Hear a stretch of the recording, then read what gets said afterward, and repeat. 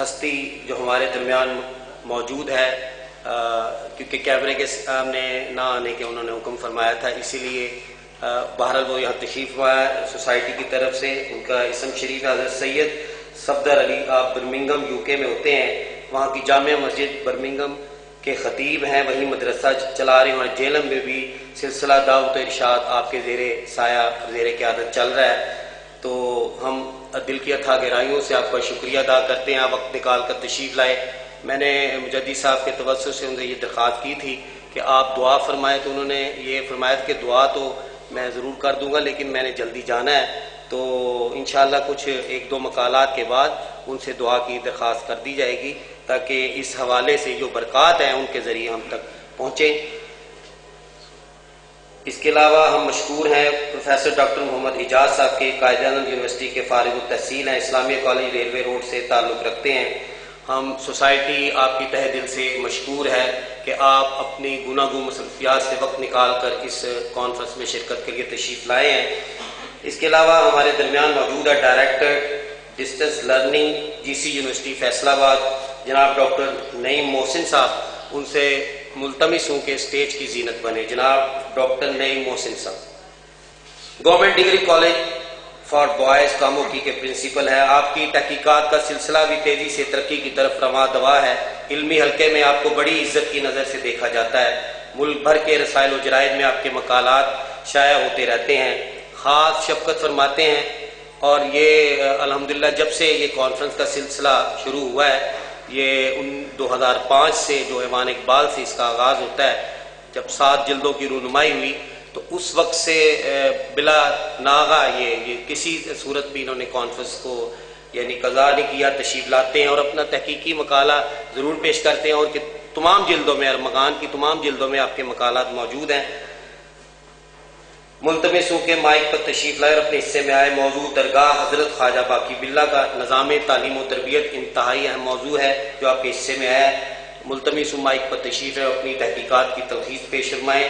محترم جناب ڈاکٹر محمد اکرم ورد.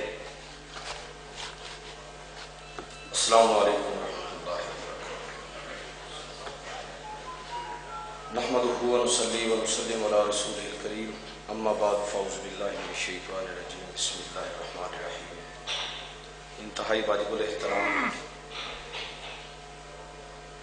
حضرت مجدد الفسانی سوسائٹی کے صدر جناب جمیل احمد اطہر سرہندی صاحب، اور انتہائی قابل احترام استاد گرامی پروفیسر ڈاکٹر محمد اسحاق قریشی صاحب، ڈاکٹر ہمایوں عباس شمس صاحب، دیگر ارباب فکر و دانش، انتہائی قابل احترام حاضرین خواتین و حضرات. میرے ذمے جو موضوع لگایا گیا ہے وہ حضرت مجدد الفسان حضرت باقی باللہ رحمۃ اللہ تعالی علیہ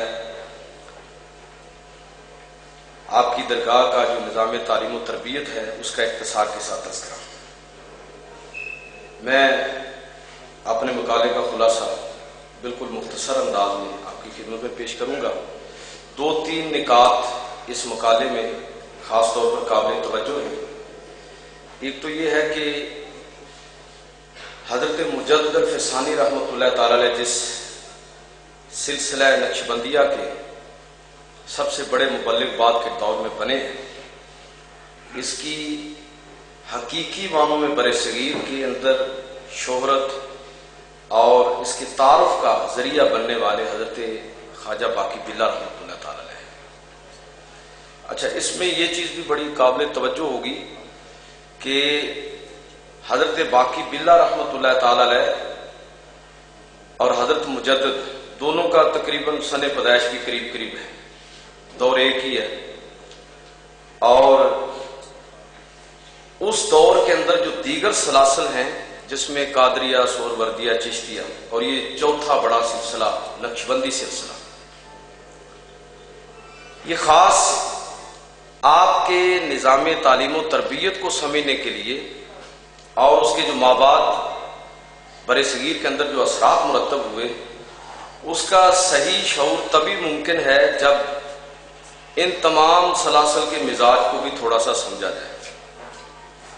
اور میں عرض کرنا چاہوں گا کہ اس میں جتنے بھی سلاسل اٹھے ہیں عراق اور ایران کی سرحدوں سے، ان کا مزاج آپ کو تھوڑا سا اور نوعیت کا نظر آئے گا۔ میں نے اپنے ایک آرٹیکل میں اس مزاج کو مناسبت دی ہے کہ یہ فقہا کے مماثل ہے، ان کا مزاج تعویل ہے اور اس میں تعبیرات کی بہت گنجائش ہے، جبکہ حضرت مجدد الفسانی رحمۃ اللہ تعالی، حضرت خواجہ باقی باللہ ان کے پیر و مرشد، وہ افغانستان کی سرزمین سے ہندوستان کے اندر داخل ہوئے اور کل قریب جب ایک دفعہ جانے کے بعد وہ واپس لوٹے ہیں اور خاص سلسلہ نقشبندیہ کی ترویج و اشاعت کے اندر انہوں نے اپنا وہ سرگرم رول ادا کیا، تو یہ عرصہ زیادہ سے زیادہ کوئی 3-4 سال بنتا ہے۔ جو مزاج اس سلسلے کے اندر نظر آتا ہے وہ احیاء سنت کا ہے، اور یہ محدثین کے مزاج کے زیادہ مماثل ہے۔ اس اگر مزاج کو پیش نظر رکھا، دونوں مزاجوں کی اپنی ایک اہمیت ہے۔ جو سہروردیہ، قادری اور چشتیہ کے ہاں نظر آتا ہے، وہ اسلام کے پھیلاؤ کے لیے ان بزرگوں کے ہاں جو وسعت ہے وہ واقعتاً ہی اس وسعت کا نتیجہ یہ نکلا کہ برِ صغیر کے اندر اسلام تیزی کے ساتھ پھیلا۔ لیکن جب بعض جن کے لیے حضرت مجدد نے اصطلاح استعمال کی صوفیہ خام، جب بعض صوفیہ خام نے اس وسعت کا غلط فائدہ اٹھانا چاہا تو پھر سلسلہ نقشبندیہ کا ظہور برِ صغیر کے اندر ہوا، جن کا بنیادی مطمع نظر یہ آتا ہے کہ شریعت کو اس کی اصل کے ساتھ محفوظ کیا جائے اور لوگوں کے سامنے پیش کیا جائے۔ تو حضرت مجدد الفسانی رحمۃ اللہ تعالی علیہ، حضرت باقی باللہ رحمۃ اللہ تعالی علیہ کی اسی فکر کے اصل میں ترجمان ہے کہ شریعت کا احیاء ہے، سنت کی حفاظت ہے، اور دلائل کے ساتھ انہوں نے یہ ثابت کیا کہ شریعت طریقت کے تابع نہیں ہے، بلکہ اس کی طریقت ایک لحاظ سے شریعت کی خادم ہے۔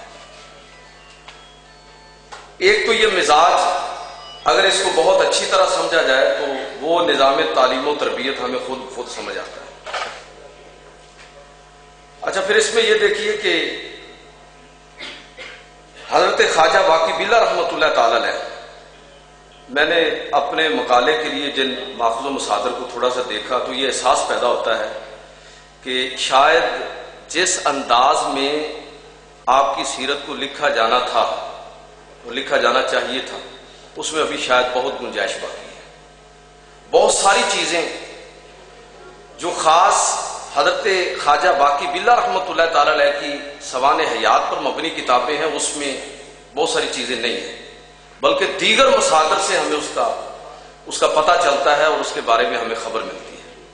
تو میں یہ عرض کرنا چاہوں گا کہ یہ بھی ایک بڑا زبردست تحقیق کا موضوع ہے، اور ڈاکٹر ہمایوں عباس احمد صاحب جنہوں نے ایک پاکستان کے اندر ایک منفرد روایت کو جنم دیا کہ مرکز برائے مطالعہ تصوف کے عنوان کے ساتھ انہوں نے جی سی یونیورسٹی فیصل آباد کے اندر ایک پورا ڈپارٹمنٹ کام کیا ہے، تو یہ میں عرض کرنا چاہوں گا کہ اس موضوع پر وہاں پر بھی کام ہونا چاہیے۔ ڈاکٹر صاحب سے کہ نوٹس میں لانا مقصود ہے کہ حضرت باقی باللہ رحمۃ اللہ تعالی علیہ کی جو سوانح حیات ہے اس کے بہت سارے گوشے، مثلا یہ بات یہ دیگر ماخذ کو پڑھنے سے محسوس ہوتی ہے، جس طرح کہا جاتا ہے کہ درخت کی پہچان اس کے پھل سے ہوتی ہے اور استاد کی پہچان اور قدر و قیمت کا تعین یہ شاگردوں سے ہوتا ہے۔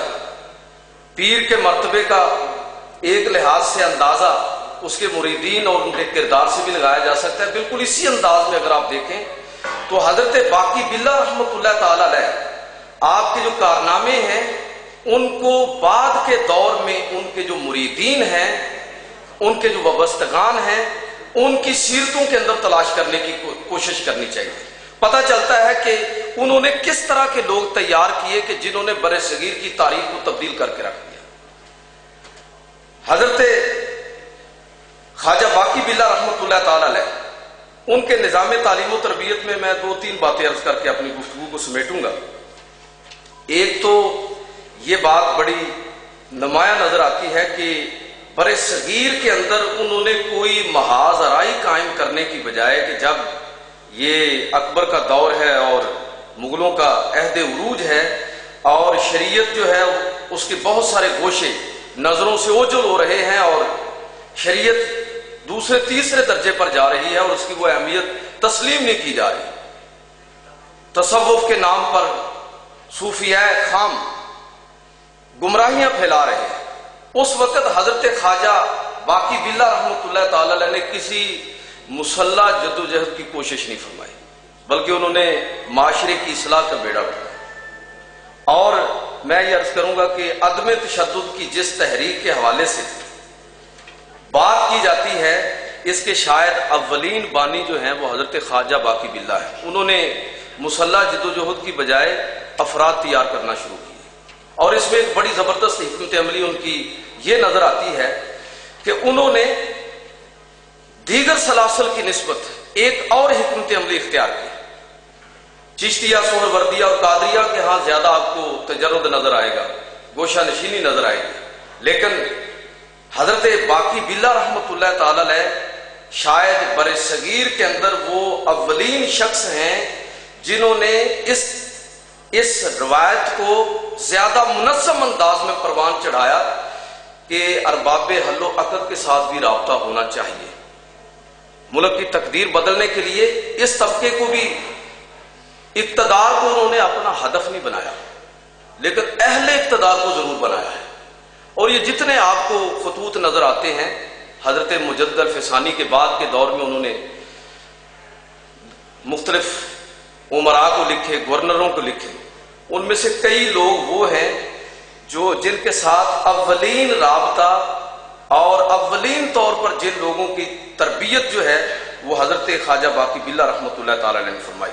ایک نہیں، بہت سارے نام اس حوالے سے پیش کیے جا سکتے ہیں کہ جو بعد میں جن کے ساتھ حضرت مجدد الفسانی رحمۃ اللہ تعالی علیہ کا رابطہ ہوا تو ابتدا میں ان تمام امراء کی تربیت جو ہے وہ حضرت خواجہ باقی باللہ کے ذریعے، انہی کے ذریعے وہ حضرت مجدد تک پہنچے۔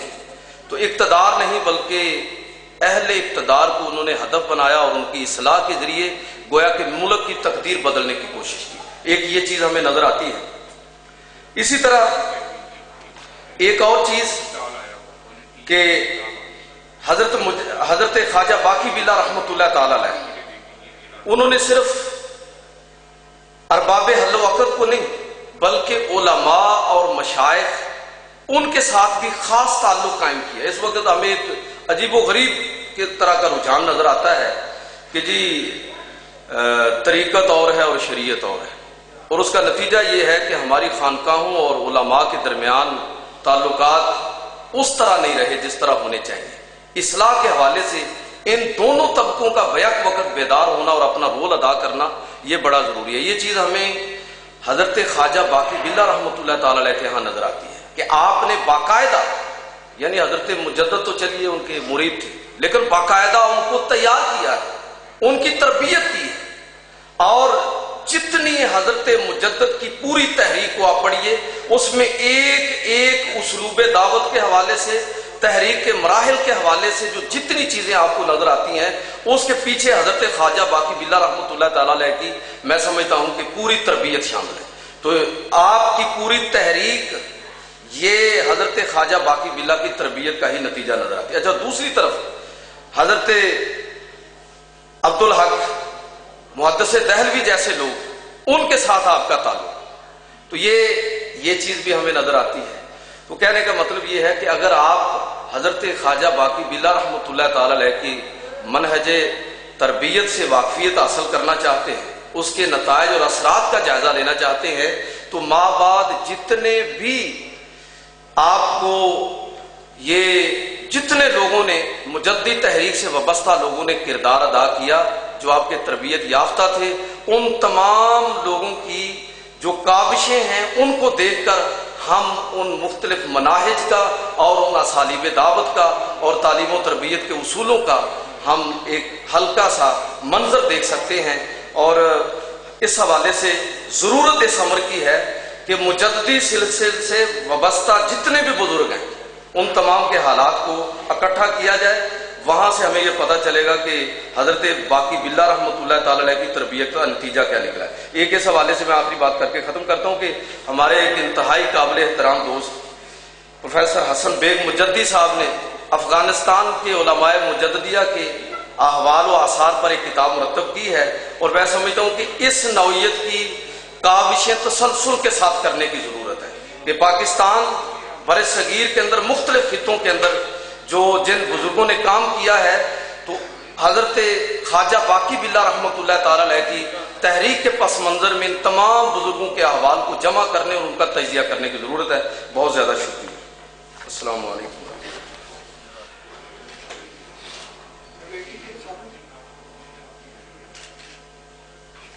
الحمدللہ آج کی اس تقریب سعید کے موقع پر یہ بھی اللہ تعالیٰ کا فضل و کرم ہے کہ ارمغان امام ربانی کا جو سلسلہ ہے وہ آگے رواں دواں ہے، اور اس تقریب میں اس حوالے سے اس کی 2 جلدیں جو ششم اور ہفتم اس کی رونمائی بھی کی جا رہی ہے. اس کے علاوہ اور بھی کتب ہیں، سلسلہ ساتھ ساتھ جاری رہے گا. میری ارمغان امام ربانی کی جلد ششم اور ہفتم اس کی رونمائی بھی اس موقع پر ہے. اس کے حوالے سے اس کا تعارف مختصر جس دوست کے ذمہ ہم نے لگایا ہے وہ جی سی یونیورسٹی کے شعبہ اسلامیات سے وابستہ ہے الحمدللہ ڈاکٹر اکرم ورک صاحب. اسی طرح آپ بھی عرصہ دراز سے ہماری سوسائٹی سے اسی طرح سرپرستی کر رہے ہیں، جڑے ہوئے ہیں اور ہم سے محبت کرتے ہیں. ان سے ملتمس ہوں ڈاکٹر افتخار احمد صاحب سے کہ وہ مائک پر تشریف لائیں اور ان 2 جلدوں کا جو تعارف ہے وہ مختصراً ہمارے سامنے پیش فرمائیں. جناب ڈاکٹر افتخار احمد. الحمدللہ رب العالمین والصلاة والسلام على سید الانبیاء والمرسلین وعلى آلہ وصحبہ اجمعین. اما بعد فاعوذ باللہ من الشیطان الرجیم. بسم اللہ الرحمن الرحیم. فضیلت الاستاذ الدکتور محمد اسحاق برشی والاخ الدكتور محمد حماني وابا شمس والضيوف الكرام السامعون العزام، السلام علیکم ورحمۃ اللہ وبرکاتہ. میری گفتگو کا موضوع ہے ارمغان امام ربانی جلد ششم و ہفتم، تعارف و تجزیہ. حضرات محترم، ارمغان امام ربانی کہ ان جلدوں پر گفتگو کرنے سے پہلے میں مجدد الفسانی سوسائٹی کے تمام اراکین اور خصوصاً ناظم بشیر صاحب کو ہدیہ تبریک پیش کرنا چاہوں گا کہ اس دور میں بھی ان جیسے لوگ دین کی تبلیغ اور اس طرح کی علمی مجلسیں جو ہیں ان کو سجانے میں لگے ہوئے ہیں. میں ان کو اپنی طرف سے مبارکباد پیش کرتا ہوں. حضرات محترم، ارمغان امام ربانی کی جلد ششم 3 حصوں میں منقسم ہے. اس کا پہلا حصہ جو پچھلے سال کانفرنس ہوئی اس کے مقالات کے حوالہ سے ہے، جبکہ دوسرا حصہ گوشہ تحقیقات محمد اقبال مجددی کے حوالہ سے ہے، جبکہ تیسرا اور آخری حصہ رودادوں پر مشتمل ہے. جہاں تک اس سابقہ مجلس میں پڑھے گئے مقالات کا تعلق ہے، اس جلد کے اندر 8 علمی مقالات و نگاشات جو ہیں وہ ذکر کیے گئے ہیں، جن میں پہلا مقالہ پاکستان کی معروف علمی شخصیت پروفیسر محمد اقبال مجددی صاحب کا ہے. آپ کے مقالہ کا عنوان تھا کیا شیخ احمد سرہندی کو ان کی زندگی میں مجدد الفسانی کہا جاتا تھا یا نہیں. اس علمی و مستند تحریر میں آپ نے شیخ رحمہ اللہ کے لقب مجدد الفسانی کے عطا کا زمانی تعین کرنے کی سعی مشکور کی ہے، جس کے لیے آپ نے مکتوبات امام ربانی، زبدۃ المقامات، علامہ عبدالحکیم سیالکوٹی کے خطوط و رسائل، روضہ قیومیہ اور دیباچہ مکتوبات الشیخ عبدالحی اور مبدأ و معاد جیسے معتبر مصادر سے استشہاد و استدلال کرنے کی کوشش کی ہے۔ تو اسی طرح آپ نے حضرت مجدد الفسانی رحمہ اللہ کے اپنے ایک قول جو انہوں نے تحریث نعمت کے حوالہ سے مکتوبات میں ذکر کیا تھا، اس کو بھی انہوں نے جو ہے اپنی اس گفتگو کا حصہ بنایا ہے، جس میں انہوں نے خود جو ہے اس بات کو ذکر کیا ہے مجدد الفسانی کے حوالہ سے۔ اور اسی طرح آپ نے اس بات کو بھی بڑی وضاحت اور صراحت کے ساتھ ذکر کیا ہے کہ آپ کے مرشد حضرت خواجہ باقی باللہ کے زمانہ تک آپ کو صرف شیخ احمد ہندی جو ہے ہی لکھا جاتا تھا۔ میں سمجھتا ہوں یہ انداز ایک اچھے اور منصف محقق کا ہوتا ہے کہ وہ حق اور رد دونوں قسم کے دلائل ذکر کر کے شواہد اور دلائل سے بات کی تردید اور توثیق کرے اور نتائج کا استنباط کرے۔ میں سمجھتا ہوں پروفیسر اقبال مجددی اس حوالہ سے بہت کامیاب تحریر لکھنے میں کامیاب ہوئے ہیں، اور اس میں کوئی شک بھی نہیں ہے۔ آپ سب جانتے ہیں کہ آپ فنا فی مجدد ہیں، آپ کی تمام نقاشات بہت ہی اعلیٰ اور علمی پائے کی ہیں، جو خالص ایک محقق کا انداز ہوتا ہے۔ اس مقالہ کے اندر آپ نے اس انداز کو اختیار کیا ہے۔ جہاں تک دوسرا مقالہ کا تعلق ہے، وہ وطن عزیز کے معروف محقق و دانشور استاد محترم پروفیسر محمد اسحاق کرشی کا ہے۔ آپ کے مقالہ کا عنوان تھا فقہی اجتہاد میں حضرت مجدد الفسانی کا مرتبہ۔ زیر نظر مقالہ میں آپ نے فقہی اجتہاد میں امام ربانی کے ذوق اور فکر رسا کو بڑی عمدگی و مہارت سے بیان کیا ہے۔ کلام کا آغاز فقہ و تصوف کے باہمی تعلق اور فکر مجدد میں اس کی اہمیت سے کیا ہے۔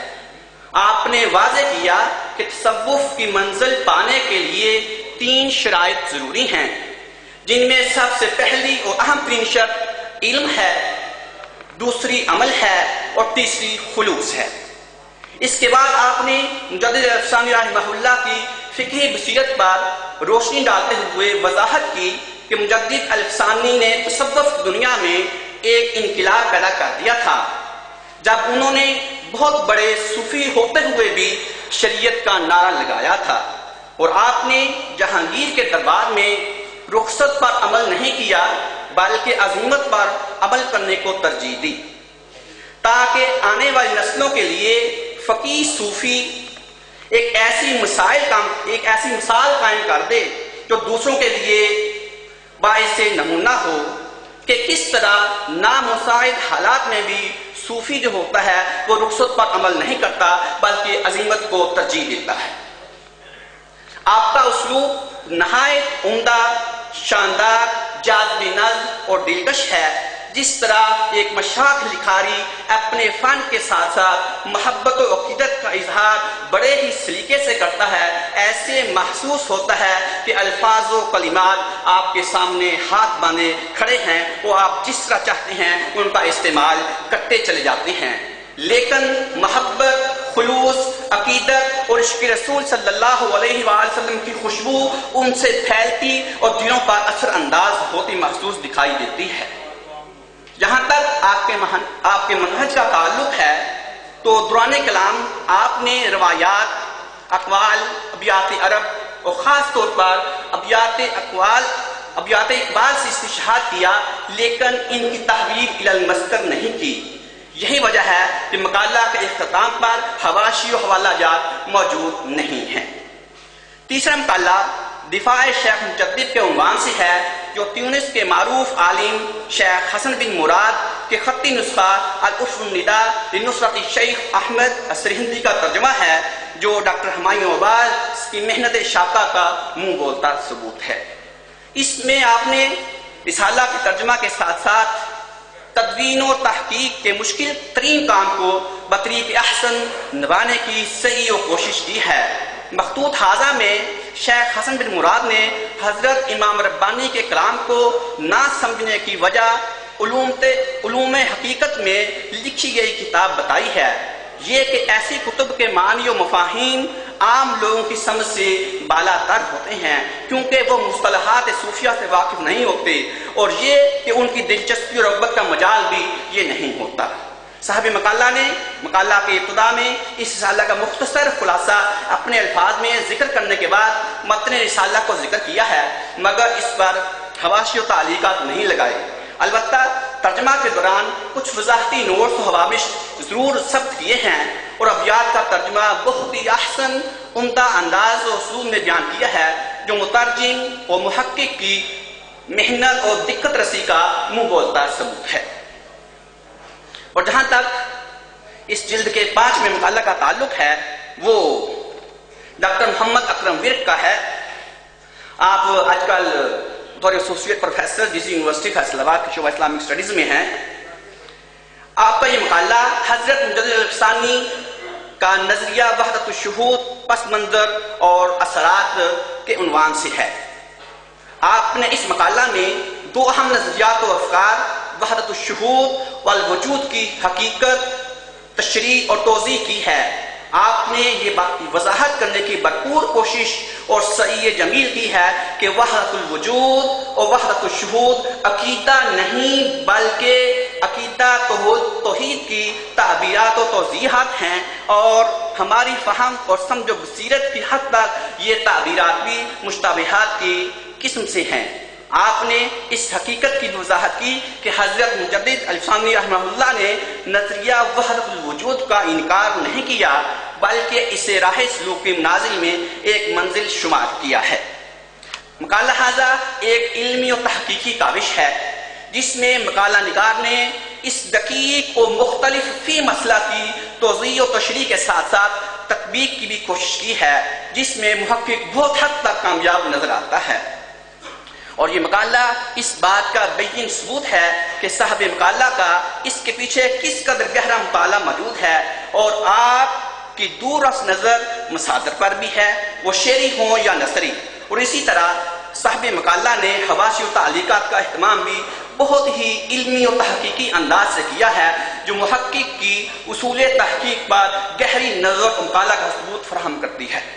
حضرات محترم سامعین ذی وقار، بلا مبالغہ یہ بات کہی جا سکتی ہے کہ جلد ششم کی روح ایک ڈاکٹر صاحب کا یہ مقالہ ہے۔ میں خود اس بات کا معترف ہوں، اعتراف کرتا ہوں کہ میرا اپنا وحدت الوجود اور شہود کے حوالہ سے کانسیپٹ کلیئر نہیں تھا، لیکن جو ہی میں نے رات ورک گردانی کی تو بہت حد تک اس میں کامیابی ہوئی۔ میں ڈاکٹر صاحب کو اس والا سے مبارکباد پیش کرتا ہوں کہ یہ بہت ہی ایک علمی تحریر ہے۔ اللہ رب العزت ہمیں عمل کی توفیق عطا فرمائے اور بزرگوں کے نقش قدم پر چلنے کی توفیق عطا فرمائے۔ والسلام علیکم ورحمۃ اللہ وبرکاتہ۔ جامعہ محمدیہ غوثیہ کے ناظم اعلیٰ احسان الحق صدیقی صاحب آپ تشریف لائے ہیں۔ سوسائٹی آپ کی تہ دل سے مشکور اور ممنون ہے۔ اب بارگاہ رسالت مآب صلی اللہ علیہ وسلم میں ہدیہ نعت پیش کرنے کے لیے تشریف لاتے ہیں حافظ محمد شاہد صاحب۔ ان سے ملتمس ہوں کہ وہ مائک پر تشریف لائیں اور نعت رسول مقبول صلی اللہ علیہ وآلہ وسلم پیش کریں۔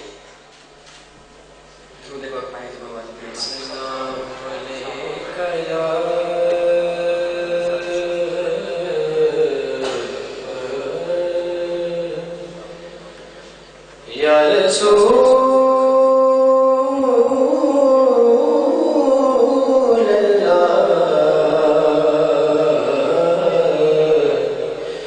وسلم علیک یا حبیب اللہ۔ پڑھ لیجیے آواز بلند صلی اللہ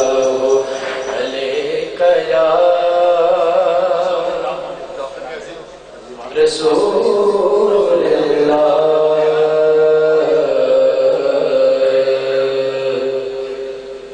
وسلم علیک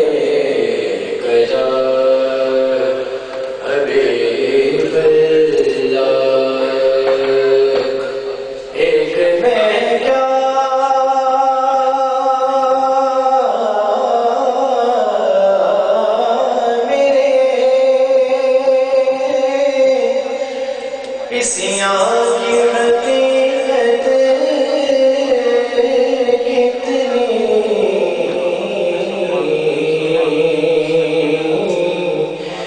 मुझसे सो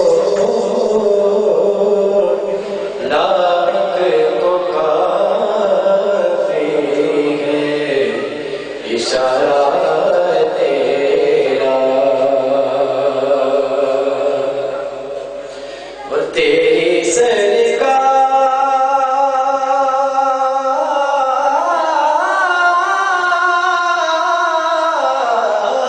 में लाता है रज़ा उसको शफी तेरी सरकार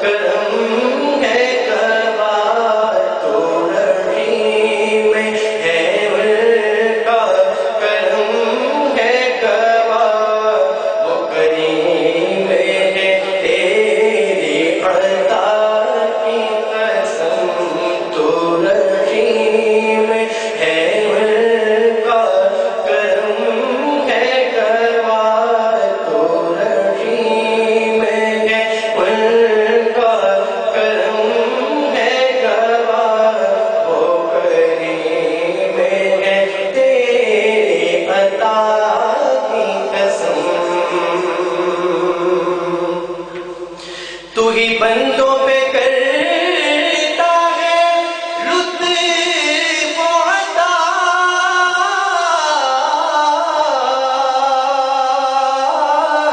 है तुझी पे भरोसा, तुझी से दुआ है, तुझी पे भरोसा, तुझी से दुआ। मुझे जलवाए पाक रसूल दिखा, मुझे जलवाए पाक रसूल दिखा, तुझे अपने ही इज़्ज़ो-औला की कसम, मुझे जलवाए पाक रसूल दिखा, तुझे अपने ही इज़्ज़ो-औला की कसम। यही कहती है बुलबुले बाग़ जिनान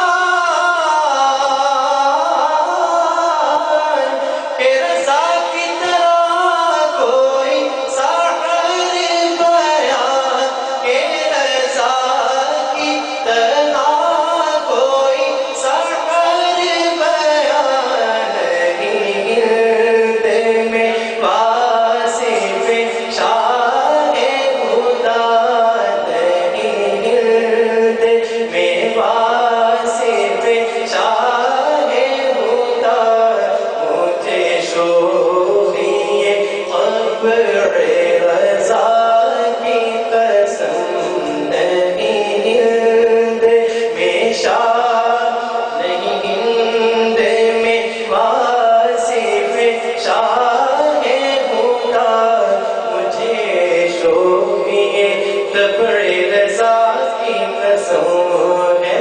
कलाम-ए इलाही में शम्स-ओ-ज़ुफ़ा, तेरे चेहरे नूरे फ़ज़ा की कसम। जनाब जस्टिस नज़ीर अहमद गाजी साहब तशरीफ़ लाए हैं, तहे दिल से मशकूर हैं और शील्ड पेश कर रहे हैं हाफिज़ मोहम्मद शाहिद साहब को। मुल्क के मारूफ नात खान की हैसियत इख्तियार कर चुके हैं। हमारी खुशकिस्मती है कि इस तकरीब में हज़रत शेख आदम बनौरी रहमतुल्लाह अलैह, जिनके हवाले से यहाँ खुलासतुल मारिफ जो आपकी तसनीफ़ लतीफ़ है उसकी भी रूनुमाई हो रही है, तो ये ख़ास एक बरकत ज़ाहिर हुई है कि आप उनकी औलाद में हैं और यहाँ इस कॉन्फ्रेंस में सवात से तशरीफ़ लाए हैं। हम तहे दिल से मशकूर हैं। सैयद हलीमुद्दीन बनौरी हमारे सामने तशरीफ़ फरमाएँ।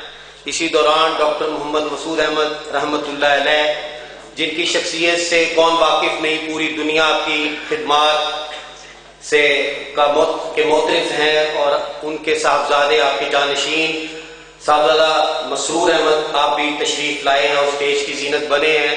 मैं अपनी सोसाइटी की तरफ से उनका शुक्रिया अदा करता हूँ कि वो कराची से यहाँ इस कॉन्फ्रेंस में शिरकत के लिए तशरीफ़ लाए हैं। ये पहले भी ऐलान किया था, बर्मिंघम यूके में जामे मस्जिद के खतीब हैं, वहाँ यहाँ जेलम में भी दावत इरशाद का सिलसिला है। मेरी मुराद सैयद सफदर अली आप तशरीफ़ लाए हुए हैं। मैं कैमरामैन से दरख्वास्त करूँगा, ये उनका पहले हुक्म था, हमने उनसे दरख्वास्त की थी कि प्रोग्राम के इख्तिताम पर दुआ फरमाएँ, तो क्योंकि उन्हें जाना है और सेहत की भी उन्हें इतनी तंगी है, उस वजह से उन्होंने कहा था कि मैं जहाँ जब जाऊँगा उससे पहले दुआ करता जाऊँगा। चंद कलिमात दुआइया सिर्फ इस्तफादा के लिए और बरकत के लिए मैं मुल्तमिस हूँ को स्टेज पर तशरीफ़ लाएँ।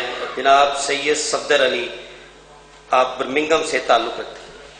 कुछ बुलगर साहब बड़ी देर से तक मुंह पे चढ़ाना था, लेकिन अल्हम्दुलिल्लाह 3-4 साल में नाम जुबान पे अब जम गया। इस्तांबुल यूनिवर्सिटी के शोबा उर्दू के चेयरमैन के ओहदे पर फाइज है, उर्दू ज़ुबान पर ख़ास महारत रखते हैं और लोग शशदर रहते हैं कि इतनी अच्छी उर्दू शायद पाकिस्तानी नहीं बोलते। मौलाना रूम अलैहिर्रहमा पर उर्दू ज़ुबान पर कसीर काम करने का एजाज़ हासिल है। पंजाब यूनिवर्सिटी ओरिएंटल कॉलेज में रूमी चेयर से वाबस्ता है। तरीक़त में आप सिलसिला आलिया नक्शबंदिया से निस्बत रखते हैं। مجدد ثانی سوسائٹی لاہور اس تقریب سعید میں شرکت پر تہہ دل سے آپ کی ممنون ہے۔ ترکی میں فکر امام ربانی کے اثرات بڑا اہم موضوع ہے، اس موضوع پر اپنا جو خطاب ہم سب سے فرمائیں گے جناب ڈاکٹر درمش بلگر۔ بسم اللہ الرحمن الرحیم۔ ذیل اسٹیج حضرات، مہمانان گرامی، السلام علیکم ورحمۃ اللہ۔ میں آپ سب کا شکر گزار ہوں، مجھے اس خوبصورت محفل کا حصہ بننے کا موقع دیا ہے، اور اتنی اچھی تقریروں اور معنویت بھری گفتگوؤں کے بعد شاید میرا مقالہ آپ کو اتنا اچھا نہ لگے، لیکن چونکہ میرے ذمہ لگائے گئے تھے اور اس کو میں سر انجام دینے کی کوشش کروں گا۔ مقالہ زیادہ طویل نہیں ہے اور 2-3 صفحے پر مشتمل ہے، اور آپ حضرات سے گزارش ہے۔ اناطولیہ میں فکری امام ربانی کے اثرات۔ امام ربانی شیخ الہند احمد سرہندی سلسلے نقشبندیہ اور تاریخ تصوف میں ایک اہم مقام رکھتے ہیں۔ عملی اور فکری میدان میں آپ کی صوفیانہ سوچ معاشرے میں موجود اعتقادی اور عملی خرابیوں کی اصلاح کے حوالے سے بہت اہم ہے۔ سلسلے نقشبندیہ کی سرزمین اناطولیہ میں ابتدا اور ترویج امام ربانی سے پہلے عمل میں آئی۔ اناطولیہ میں اس سلسلے کی ترویج کا سہرا عبید اللہ احرار کے خلیفہ عبداللہ الہی اور امیر احمد بخاری کے سر جاتا ہے۔ ان دونوں ہستیوں کی محنت اور کاوشوں کے نتیجے میں اس سلسلے سے ایک کثیر تعداد مستفید و منسلک ہوئی۔ تحقیق کے مطابق شیخ احمد سرہندی رحمۃ اللہ علیہ سے براہ راست تعلیم و تربیت حاصل کر کے اناطولیہ میں ارشاد کا فریضہ انجام دینے والی کسی شخصیت کا نام سامنے نہیں آیا۔ موجودہ ماخذ کے مطابق نقشبندی مجددی سلسلے کی اناطولیہ میں آمد امام ربانی کے بیٹے محمد معصوم سرہندی کے خلیفہ مجاز اور موردین کے ذریعے سے ہوئی۔ اس زمن میں 2 بزرگوں کے نام سامنے آتے ہیں۔ پہلا محمد مراد بخاری، جبکہ دوسرا یکتست احمد الجریانی ہیں، جنہوں نے بہت سے لوگوں کو اس سلسلے کے ساتھ منسلک و مانوس کیا۔ مذکورہ دونوں ہستیوں کا تعلق واسطہ عشاء سے تھا۔